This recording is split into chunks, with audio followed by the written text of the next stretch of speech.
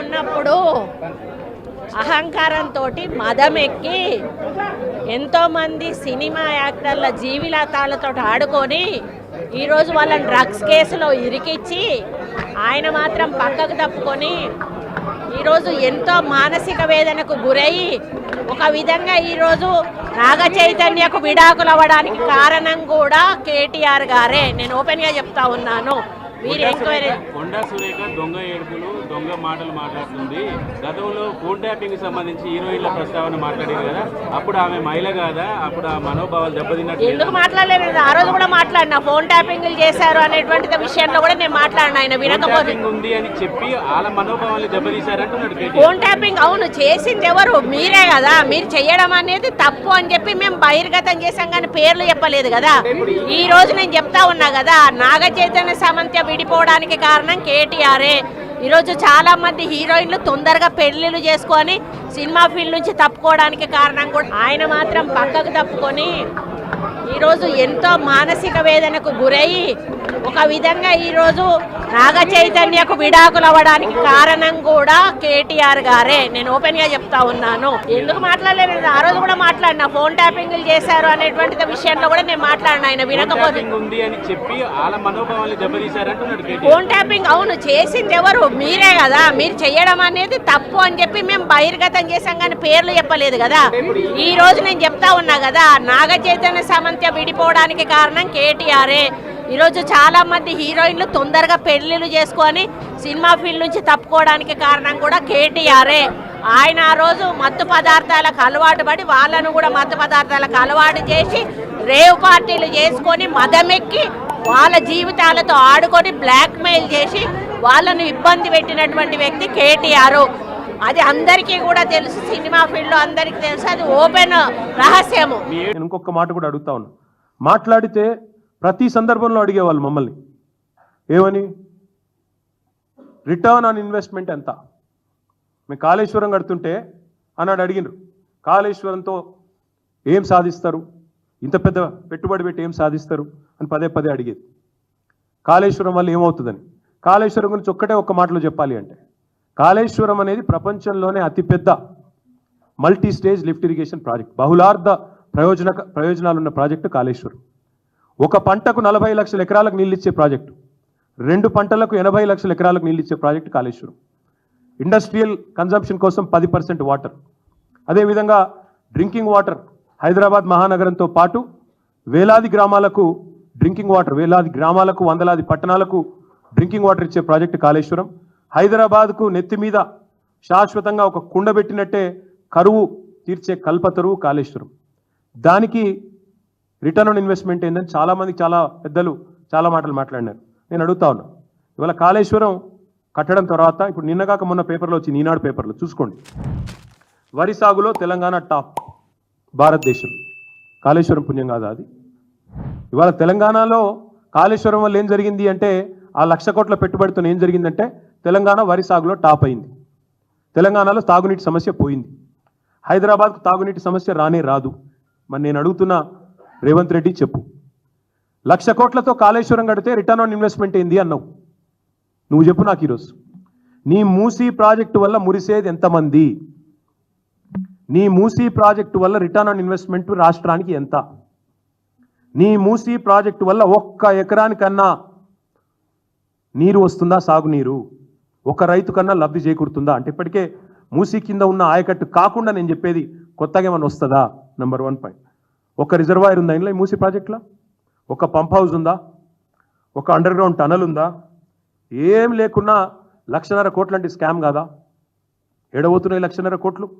అందుకే నేను అనేది, మీరు మాట్లాడితే మీ రాహుల్ గాంధీ వచ్చి అన్నాడు ఇక్కడికి, కాళేశ్వరం ఏటీఎం అన్నాడు, కేసీఆర్కు బీఆర్ఎస్కు ఏటీఎం అన్నాడు. మరి మూసీ ప్రాజెక్ట్ ఏంది? రిజర్వ్ బ్యాంకా కాంగ్రెస్ పార్టీకి? 1,50,000 కోట్లు అంటే భారతదేశంలోనే అతిపెద్ద కుంభకోణం కాదా ఇది? నమామి గంగేకి 40,000 కోట్లు. ఇంకా మీకు చెప్పాలి, ఇంకా ఉన్నాయి వేరే ప్రాజెక్టులు కూడా తెప్పించిన. ఇగో ఇది సాబర్మతి రివర్ ఫ్రంట్.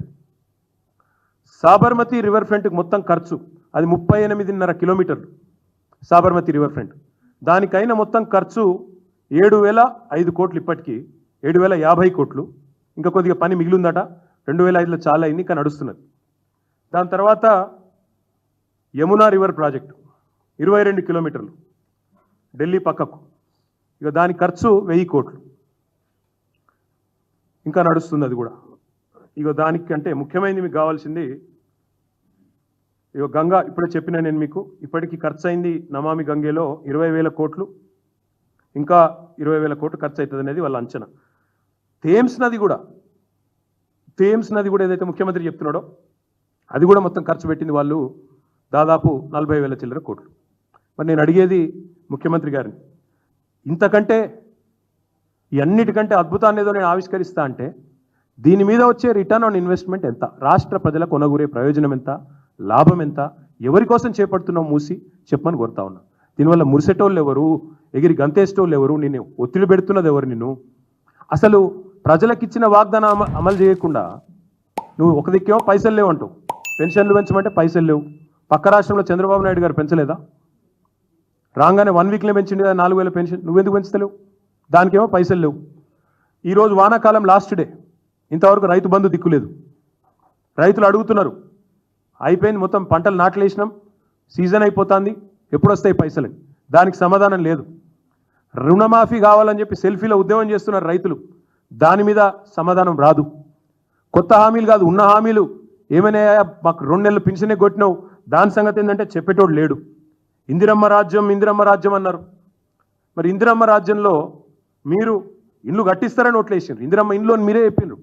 కానీ పేదల ఇండ్లు కూలగొడతామని ముందే చెప్పినంటే ఒక్కడంటే ఒక్కడు కాంగ్రెస్ ఓటేస్తుండేనా ఒక్కసారి ఆలోచించమని చెప్పి నేను ఈ ముఖ్యమంత్రిని అడుగుతా ఉన్నా. అసలు ముఖ్యమంత్రి గారు 3-4 రోజుల నుంచి ముఖం చాటేసిండు మీడియాకి, లేకపోతే మీతో చీట్ చాట్లు అవి ఇవి చేస్తుంటాడు కదా ఎక్కువ, ఇప్పుడు చేస్తలేడు. ఎందుకు? భయం. ఆతల ప్రజల ఆగ్రహం కట్టలు తెంచుకుంటున్నది, ప్రజలు ఆగ్రహ దగ్గరలో అవుతున్నారనే భయం అధికారులను ముంగడ పెడుతున్నారు. ఇది ఒక అలవాటు అయిపోయింది. అమెరికాలో బోగస్ కంపెనీలు తెచ్చిండు, వాళ్ళ అన్నగాడు 1000 కోట్ల పెట్టుబడి పెట్టే మొగాడు ఎప్పుడైపోయిండు, అన్ని పైసలు ఆడికెళ్ళి వచ్చినాయి, రేవంత్ రెడ్డి ఏమైనా పంపించి ఆడికెళ్ళి ఇటు తెప్పిస్తుండా అని విమర్శలు సోషల్ మీడియాలో రాగానే ఏం చేయాలి? జయేష్ రంజన్ రావాలి, రామకృష్ణారావు రావాలి, వాళ్ళు సంజాయిషి ఇవ్వాలి. ఇవాళ హైదరాబాద్లో మూసీలో ఈ రకంగా దుర్మార్గం ఎట్లా చేస్తారు, అరాచకం ఎట్లా చేస్తారంటే ఓ దానకిషోర్, ఓ రంగనాథ్ రావాలి. ఎందుకు నీ మంత్రులు ఎందుకు వస్తలేరు ముంగటికి?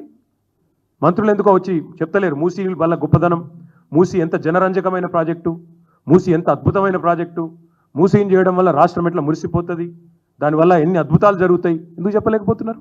శాతనైతే లేదా, లేక సరుకు లేదా? నేను అదే అంటా ఉన్నా, వాస్తవాలు చెప్పే ధైర్యం లేక అధికారుల వెనకాల దాక్కుంటే కుదరదు ముఖ్యమంత్రి. అసలు మేనిఫెస్టోను చెప్పు, నీ గ్యారంటీ కార్డుల సంగతి చెప్పు, 100 రోజుల్లో అమలు చేస్తా అని 300 రోజులకు కూడా ఏమీ చేయని నీ అశక్తతను చెప్పు. ఎందుకు మరి ఎవరి కోసం ఈ కూల్చివేతలు, ఎవడి కోసం ఈ 1,50,000 కోట్లు చెప్పు. వాళ్ళు ఒక్కొక్కరు మాట్లాడుతూ ఉంటే, ఒక్కొక్కరు ఏడుస్తూ ఉంటే, చిన్న పిల్లలు 7 ఏళ్ల పిల్లలు 5 ఏళ్ల పిల్లలు ప్లకార్డులు తీసుకొని బడి బంద్ చేసి రోడ్డు ఎక్కితే ఒక మంత్రి అంటాడు 5,000 రూపాయల కోసమట మాట్లాడుతున్నారట సోషల్ మీడియాలో. అందరూ మీ లెక్క ఉండరు, కాంగ్రెస్ వాళ్ళ లెక్క. 50 కోట్లకు పిసిసి ప్రెసిడెంట్ అమ్ముకోవడం, 500 కోట్లకు ముఖ్యమంత్రి పదవి అమ్ముకోవడం, మంత్రులు ఒక్కొక్కరు పంచుకోవడం, పర్సంటేజీలు పంచుకొని ఒకరినొకరు కాపాడుకునే ప్రయత్నం చేయడం. మీ కాంగ్రెస్ లాగా దిక్కుమాలిన అలవాట్లు ప్రజలకు ఉండవు, తెలంగాణ బిడ్డలకు అసలు ఉండవు. ఆత్మగౌరవం మీద కొడితే, ఆత్మగౌరవం విషయానికే వస్తే మంత్రి గారు శ్రీధర్ బాబు గారు, తెలంగాణ ప్రజలు తిరగబడితే మీరు ఊళ్ళలో తిరగలేని పరిస్థితి వస్తుంది, మంచిది కాదు. మీరంటే కొంత గౌరవం ఉంది, చదువుకున్న వాళ్ళు కొంత సంస్కారవంతంగా మాట్లాడతారనే గౌరవం ఉండేది. కానీ మీ మాటల వల్ల పోతా ఉంది.